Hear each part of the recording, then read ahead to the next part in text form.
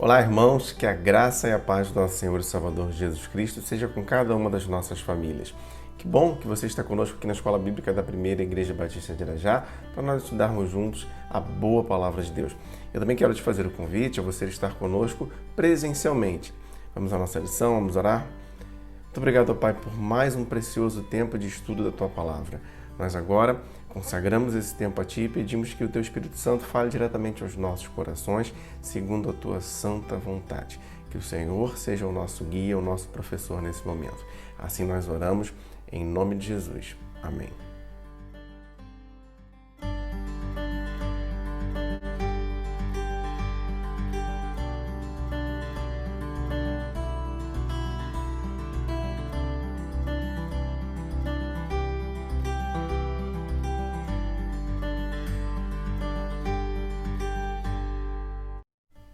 O reino de Deus e a igreja. Bom, reino de Deus e igreja são dois temas que caminham juntos, eles vão caminhar ali muito próximos, sendo que algumas vezes há alguma confusão entre esses conceitos, mas que no fundo eles dois estão convergindo para o mesmo ponto. Reino de Deus tem a ver com o domínio de Deus sobre o coração do homem. A igreja, por sua vez, ela tem um enfoque mais amplo, tratando-se também da Assembleia dos Santos.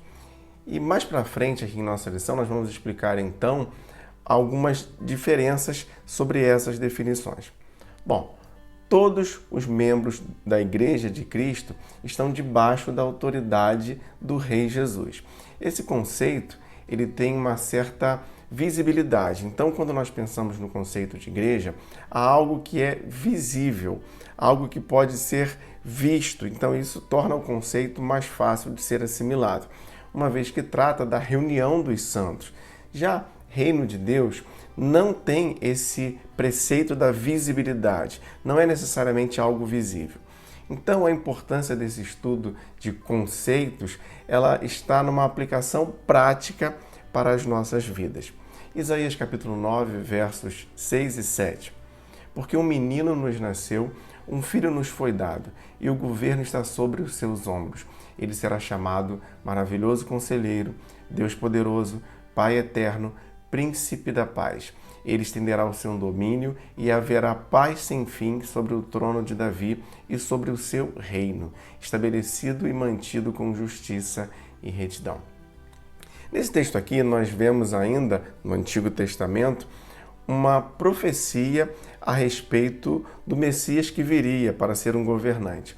Esse é um apontamento para Jesus. Lucas capítulo 1, versos de 30 a 33. Aqui nós veremos o anjo anunciando a Maria. Verso 30. Mas o anjo lhe disse: Não tenha medo, Maria, você foi agraciada por Deus. Você ficará grávida e dará à luz um filho, e lhe porá o nome Jesus. Ele será grande e será chamado Filho do Altíssimo. O Senhor lhe dará o trono de seu pai Davi, e ele reinará para sempre sobre o povo de Jacó. Seu reino jamais terá fim. Então, irmãos, esses dois textos que nós lemos aqui, nós podemos tirar deles alguns atributos importantes. Maravilhoso Conselheiro, que está apontando para a sabedoria. O reino, então, será um reino de sabedoria. O Deus forte, que fala da vitória definitiva do Messias sobre o mal. O Pai eterno, ou seja, esse rei, ele protege, ele provê, ele atende às necessidades do seu povo em todo o tempo como um pai. E o príncipe da paz, aquele que somente nele há paz. Nós começamos então a ver algumas características aqui do reino de Deus. Um reino de sabedoria, vitória sobre o mal, cuidado, provisão, um reino de paz. Ainda em Lucas capítulo 17, versos de 20 a 37, o próprio Jesus ele vai falar sobre o reino de Deus. E eu recomendo que você faça toda essa leitura, mas eu só lerei dois versos aqui, versos 20 e 21. Certa vez, tendo sido interrogado pelos fariseus sobre quando viria o reino de Deus, Jesus respondeu: O reino de Deus não vem de modo visível. O que nós já falamos aqui, o reino de Deus ele não é algo visível. Verso 21. Nem se dirá, aqui está ele ou lá está, porque o reino de Deus está entre vocês. Então, irmãos, o reino de Deus, ele já está iniciado, ele já está entre nós. Mas então, irmãos, talvez você possa se perguntar, se o reino de Deus já está entre nós, então por que ele não é um reino de paz completa? Porque afinal de contas nós vivemos num mundo que há tanta falta de paz. Está correto esse questionamento, sim, mas a leitura de todo o texto, ela trará o entendimento de que o reino de Deus se consumará, ou seja, se completará com a volta de Cristo. Nós podemos então resumir da seguinte forma: o reino de Deus está iniciado, mas ainda não está consumado, e ele se consumará com a volta de Cristo. O que é o reino de Deus? Bom, eu gosto muito de lembrar aqui a fala do pastor Neander Krau, quando conta que certa criança, perguntada sobre o que seria o reino de Deus, a criança respondeu da seguinte forma: o reino de Deus é o local onde Deus reina. Essa sim é uma resposta bem simples, uma resposta de criança, mas que carrega em si uma grande verdade. O reino de Deus ele é o domínio eterno e soberano de Deus sobre todas as coisas e pessoas em todos os tempos. Daniel capítulo 2, verso 44. Na época desses reis, o Deus dos céus estabelecerá um reino que jamais será destruído e que nunca será dominado por nenhum outro. Destruirá todos esses reinos e os exterminará, mas esse reino durará para sempre. Irmãos, todos aqueles que receberam a Jesus como Senhor e Salvador de suas vidas e se submetem a Ele então pela fé, fazem parte do reino de Deus. Mateus capítulo 25, de 31 a 46, que é um texto que nós também devemos fazer essa leitura integralmente, eu te recomendo que faça isso, ele vai confirmar o que já dissemos aqui sobre a consumação do reino, que se dará então com a volta de Jesus, sendo naquele momento ali o mal completamente vencido. Nós já vimos então em Isaías, no texto que lemos, que o reino de Deus é um reino de sabedoria, vitória sobre o mal, cuidado, provisão, paz. Mas agora vamos aqui para Mateus capítulo 5, versos de 3 a 11, e veremos outras características do reino de Deus. Bem-aventurados os pobres de espírito, pois deles é o reino de Deus. Bem-aventurados os que choram, pois serão consolados. Bem-aventurados os humildes, pois eles receberão a terra por herança. Bem-aventurados os que têm fome e sede de justiça, pois serão satisfeitos. Bem-aventurados os misericordiosos, pois obterão misericórdia.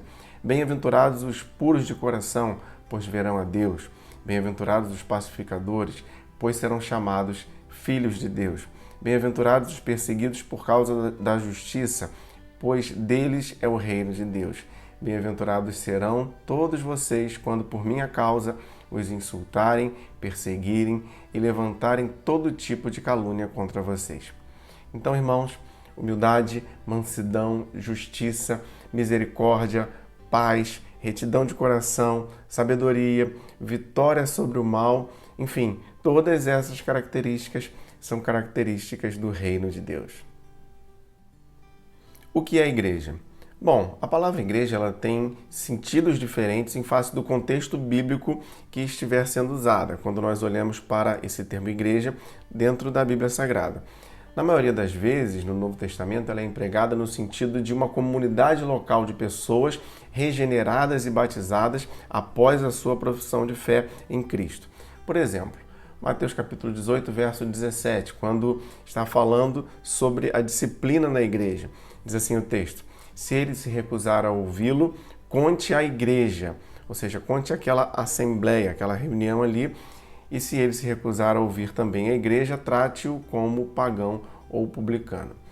Essas eram congregações onde se cultuavam ao Senhor, eram comunidades de fé que observavam as ordenanças, conforme Atos 2, versos 41 e 42. Essas igrejas do Novo Testamento, elas eram autônomas, democráticas, regidas exclusivamente pela palavra de Deus sobre a orientação do Espírito Santo. E nós vemos ainda nas igrejas do Novo Testamento a existência de dois tipos de oficiais, os pastores e os diáconos. Bom, há também outro sentido precioso para a palavra igreja no Novo Testamento, que seria a reunião universal dos remidos de todos os tempos, estabelecida por Jesus Cristo e edificada sobre ele, constituindo-se corpo espiritual do Senhor, do qual ele mesmo é o cabeça. Esse conceito ele nos fala de uma unidade que é de natureza espiritual. Mateus 18:18. Digo-lhes a verdade, tudo que vocês ligarem na terra será ligado no céu, e tudo que vocês desligarem na terra será desligado no céu. Efésios capítulo 1, versos 22 e 23.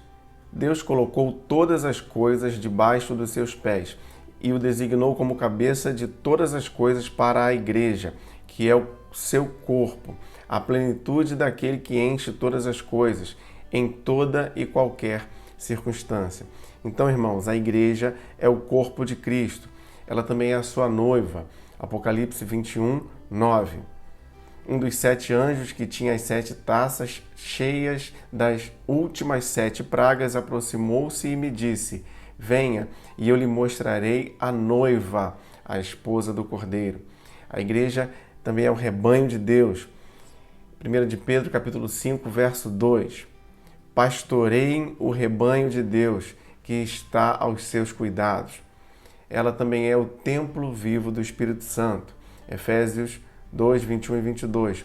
No qual todo edifício é ajustado e cresce, tornando-se um santuário santo do Senhor. Nele vocês também estão sendo juntamente edificados para se tornarem morada de Deus por seu Espírito.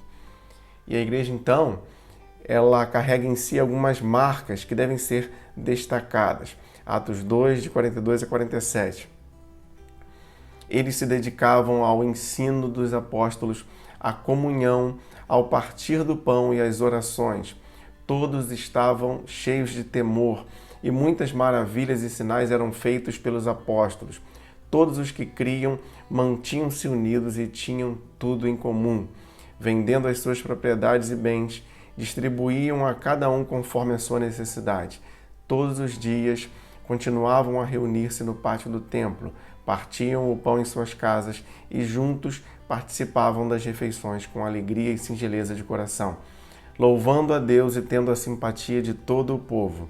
E o Senhor lhes acrescentava todos os dias os que iam sendo salvos. Fidelidade à palavra, ensino, comunhão, oração, santidade, adoração, evangelismo, essas são marcas da Igreja de Cristo. Então, como podemos relacionar reino de Deus e igreja? O reino de Deus fala da soberania de Deus sobre o coração do homem, ao passo que a igreja ela é um organismo. Então, o reino compreende a igreja, de modo que a igreja, como Assembleia Local dos Santos, ela é uma demonstração do amor de Deus ao mundo, uma agência proclamadora da boa nova do Evangelho. Atos 2, 46 e 47. E juntos participavam das refeições com alegria e sinceridade de coração, louvando a Deus e tendo a simpatia de todo o povo, e o Senhor lhes acrescentava todos os dias os que iam sendo salvos. Irmãos, o Espírito Santo é quem trabalha na expansão do reino de Deus e da igreja nesse mundo. Que o Senhor abençoe e complete o estudo da sua palavra em nossos corações. Vamos orar mais uma vez? Muito obrigado, Pai, pelo estudo da Tua Palavra. Nós nos colocamos debaixo da Tua poderosa mão e Te agradecemos porque o Senhor, Deus bondoso, um Deus provedor, tem nos ensinado. Nós nos consagramos e nos colocamos em Tuas mãos, pedindo que o Senhor cuide de nós e das nossas famílias. Guia-nos segundo a Tua vontade. Sempre segundo o Teu santo querer, nós nos colocamos à Tua disposição. Assim nós oramos, em nome de Jesus. Amém.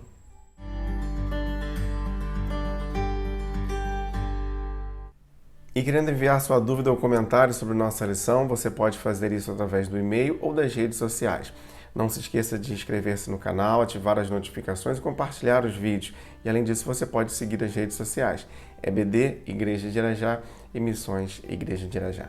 Muito obrigado por você que acompanha a Escola Bíblica da Primeira Igreja Batista de Irajá. Lembre-se, leia, estude, entenda a Bíblia.